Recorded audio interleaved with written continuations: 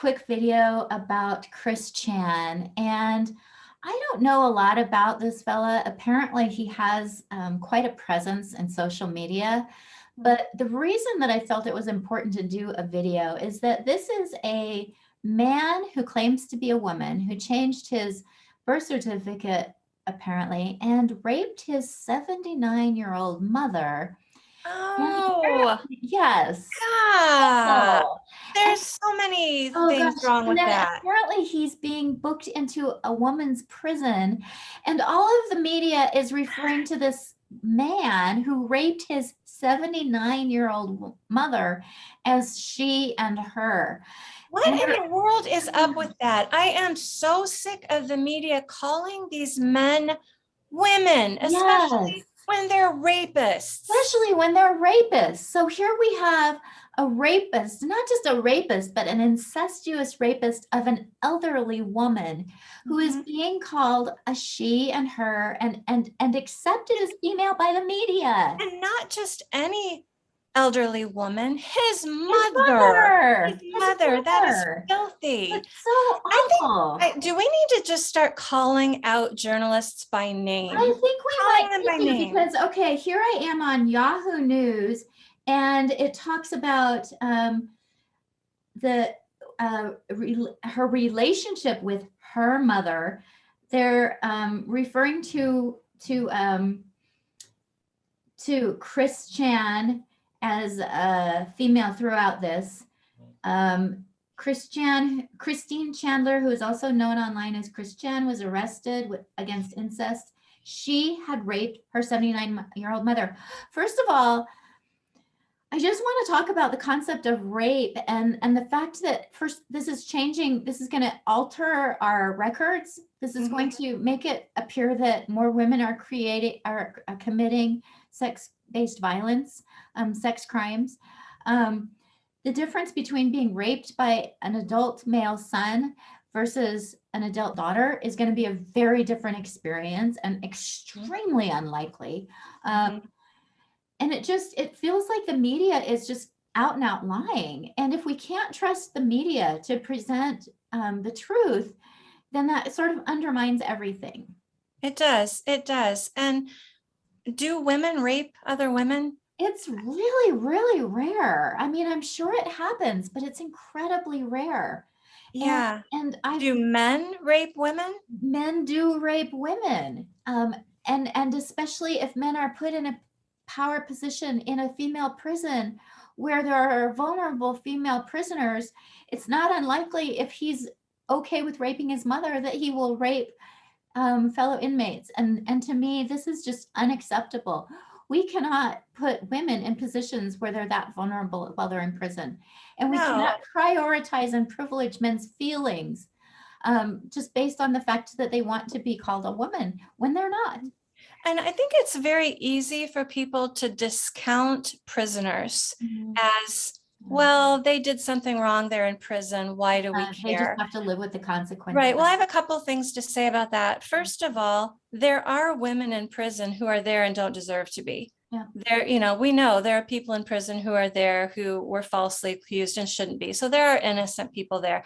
Even if they are in prison and they should be, they've gotten in trouble, they don't deserve to be raped. They No, deserve to be protected. They deserve to be protected. And if you're going to say, well, prisoners don't matter, then how come we're putting him in a female prison because he wants to be in a female prison? Why does he matter? Why does he matter? And like you said, the idea that there are certain women who it's okay if they're raped, that as a society that we're going to be okay with that.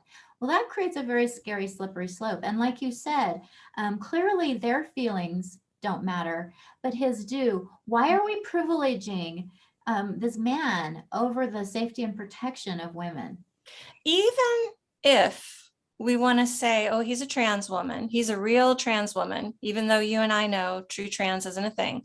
But even if we said, oh, he's a real trans woman, why does he get to be with the women? Right. He has a penis. He has a penis. He has a penis. That penis belongs with the penis havers. That penis raped his 79-year-old elderly mother. I mean, Yes. that penis has been used as a weapon. And as we know that when men use their penis as weapons one time, they're more likely to use it again. So he's not just a male pretending to be a female and insisting on being treated as one. He's shown himself to be predatory and dangerous. And we hear over and over again, this never happens. And then when it does, they say, oh, well, that's an exception. You're making too much of it. Making too much of it. Well, no, once is too much. And in any other case where we would, see something like this, we would not just dismiss it. People should be up in arms about this. This is a predatory male who's being put into prison with females. This is a man who raped his mother, who's being presented in the media as if he is actually a woman. If people don't know he's trans-identified, they may not even realize it. They might just be like, wow, how strange, a woman raped her mother. Yeah, they don't even know. Let's give people some things they can do, because I think it's really easy to watch a video like this and then feel like, what do I do? Right. One thing I'd like to see people doing is call out these journalists. When you see these newspaper articles and these online articles, magazine articles, calling a man she, call him out. Comment on it. Write to them. Google Chris Chan and you will get a whole slew of news agencies who feel perfectly fine with lying to us. Cancel your subscription if you have one and tell them why. Call them, write about it on Facebook and your other social media accounts. Call it out for the lie that it is. Insist that we acknowledge that this is a male being violent against a female. This is not female on female violence. This is not a daughter who raped her mother. This is a son who raped his mother. And you may get pushback from your friends. You may get called a name. That's okay. We need to call this out. And it is not kind to lie in the media. It is not kind to call a male rapist she. Oh, we're just being kind. We're just being inclusive. No, we're not. We're enabling it. Yeah. We're enabling that to happen again and again and again and again and again, and it will. Yeah, we're putting women at risk. The media is actively making women more vulnerable by propagating this lie. And again, telling us this man's feelings are more important than our rights and protections. And that's a message that every single woman is getting, that every single teenage girl is getting, that every single toddler girl is getting, is that men's feelings are more important than their rights and protections. Every time the media lies about this, that is the message that society gets. Yep. So push back on it, speak out about it, come to Partners for Ethical Care if you need support, if you need information, if you need resources. We have to stop this. This is a runaway train and it's running over women. Yeah, it is. And there are going to be more women who are hurt. But if we don't stop it, then our daughters and our daughters' daughters are going to be harmed by this, as well as all those who are currently being harmed by it. So we really have to call it out for what it is.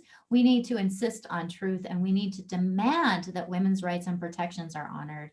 Absolutely. Thanks, Erin. I appreciate you brought that up today, as cringy as it is. Yeah, I know. It's just, some of these stories are just so horrifying, but I do think it's important for people to really think critically about them and to push back and demand that we are given a reasonable representation of what's happening rather than these lies. Absolutely. Thanks.